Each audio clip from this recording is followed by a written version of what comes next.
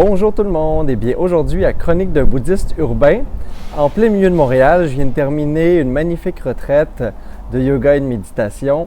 Et puis j'ai refait une pratique que je n'avais pas fait depuis longtemps. C'est une pratique qui permet de regarder une personne dans les yeux tout en faisant différents types de méditation, de respiration et de travail en yoga.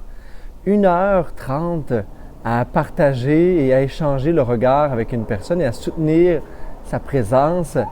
Après cet exercice-là, ça m'est venu évident qu'on était tous un peu les mêmes. Quand en l'intérieur de chacun de nous, il y avait un peu de l'autre.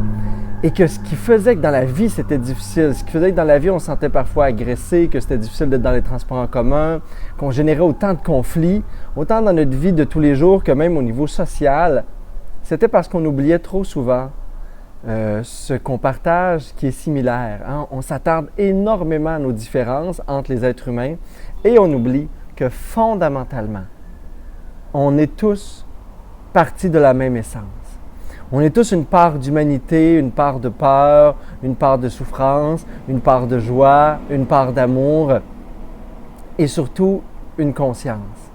Une conscience qui fait l'expérience humaine, qui traverse cette vie à essayer d'en faire du sens, à essayer de travailler pour un monde meilleur, à essayer d'éviter les souffrances et d'apprendre à aimer, à se guérir, à évoluer. Et quand on prend la peine de regarder les autres sous cet angle-là, eh bien à l'intérieur, il y a un sentiment de réjouissance, un sentiment de connexion et ça nous sort de tout ce qui peut ressembler à des conflits, à de la colère, à du ressentiment. Et j'apprends à voir tous les autres comme mes frères, mes sœurs, dans lesquels je partage l'expérience humaine.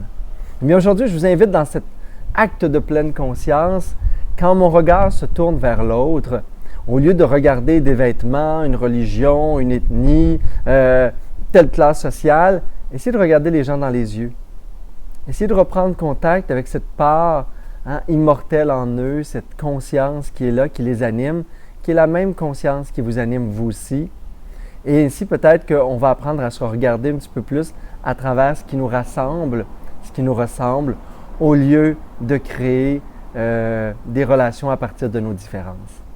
Alors voilà, pour une humanité libre de toute différence, je vous invite à ce qu'on regarde les autres dans les yeux et qu'on crée une humanité unie et davantage solidaire si on apprend à se voir un peu plus dans le reflet du regard de l'autre.